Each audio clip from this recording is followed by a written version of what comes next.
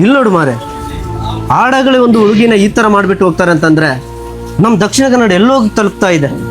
ಎಂತ ಮರ ಡ್ಯೂಟಿ ಬರೋ ಟೈಮ್ ಎಂತಕ್ಕೆ ಡ್ಯೂಟಿ ಇಲ್ಲ ತಿಪ್ಪಣ್ಣ, ಅರ್ಧಕ್ಕೆ ತೊರಗೆ ಕೊಡಿ. ಎಂತ ಮಾರೆ, ಬೀಚ್ ರೋಡ್ ಅಲ್ಲಿ ಎಂತ ದೊಡ್ಡ ಒಂದು ಅನ್ಯಾಯ ಆಗಿದೆ ಒಂದು ಹುಡುಗಿಗೆ, ನೀವು ಅದ್ರ ಬಗ್ಗೆ ಮಾತಾಡ್ತಾನೆ ಇಲ್ಲ. ನಿನ್ ಪ್ರಕಾರ ನಾನೇನೋ ಮಾಡ್ಬೇಕು, ವಿಡಿಯೋ ಮಾಡಿ ಅಪ್ಲೋಡ್ ಮಾಡ್ಬೇಕು. ನಾನು ವಿಡಿಯೋ ಮಾಡಿದ್ರು ನನಗೆ ವ್ಯೂಸ್ ಬರುತ್ತೆ, ಫಾಲೋವರ್ಸ್ ಬರ್ತಾರೆ. ಅದನ್ನ ಹೊರತುಪಡಿಸಿ ಆ ಹುಡುಗಿ ಪ್ರಾಣ ಮತ್ತೆ ಬರುತ್ತಾ?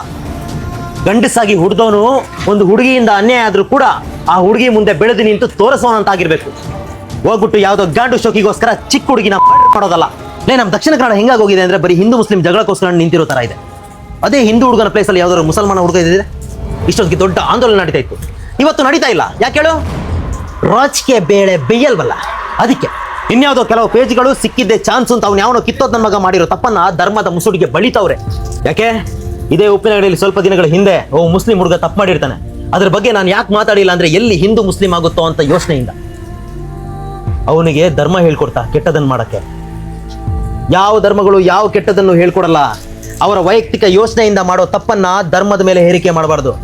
ನಂಗೆ ಪಲ್ಕರಿഞ്ഞിട്ട് ಪ್ರಯೋಜನ ಇಲ್ಲ ಜೆಪಿ. ಫಸ್ಟ್ಗೂ ಕಾನೂನು ಸರಿಯಾವನು ಅಯ್ಲ್ ಪಿನ್ನ ನಂಗಲೆ ಬಾಲಕರ್ಗೆ ಪೇಡಿವೇನು. ಹಾಗಾದ್ರೆ ಈ ತಪ್ಪು ಮಾಡಿದವ್ರಿಗೆ ಒಂದು ಶಿಕ್ಷೆ ಅಂತಾನೆ ಇಲ್ವಾ? ಅವನು ಕಾನೂನು ಶಿಕ್ಷೆ ಕೊಡೋಕ್ಕಿಂತ ಪಬ್ಲಿಕ್ ಒಪ್ಸಿದ್ರೆ ಅವನ್ನ ಕರ್ಕೊಂಡ್ಬಂದು ನರ್ನರ್ದಲ್ಲೂ ನರಕ ತೋರಿಸಿ ಸಾಮಾನ್ ಸ್ಲೈಸ ಕಟ್ ಮಾಡಿದ್ರೆ ಸಾಕು. ಅವ್ನು ಮಾಡಿದಂಥ ತಪ್ಪಿಗೆ ಶಿಕ್ಷೆನೂ ಆದಂಗಾಗತ್ತೆ. ಇನ್ನೊಬ್ಬ ತಪ್ಪು ಮಾಡೋಕ್ಕಿಂತ ಮುಂಚೆ ಯೋಚನೆನೂ ಬರುತ್ತೆ, ಭಯನೂ ಬರುತ್ತೆ. ಇವನ್ನೆಲ್ಲ ನೋಡ್ತಾ ಇದ್ರೆ ನಮ್ಮ ಅಕ್ಕ ತಂಗಿಯೋದೇ ಯೋಚನೆ ಆಗುತ್ತೆ.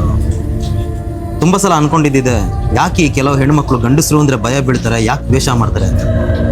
ಇವಾಗ ಅರ್ಥ ಆಗ್ತಾ ಇದೆ, ನಮ್ಮ ಗಂಡಸ ಜಾತಿಯಲ್ಲಿ ಮೃಗಗಳು ಇವೆ ಅಂತ.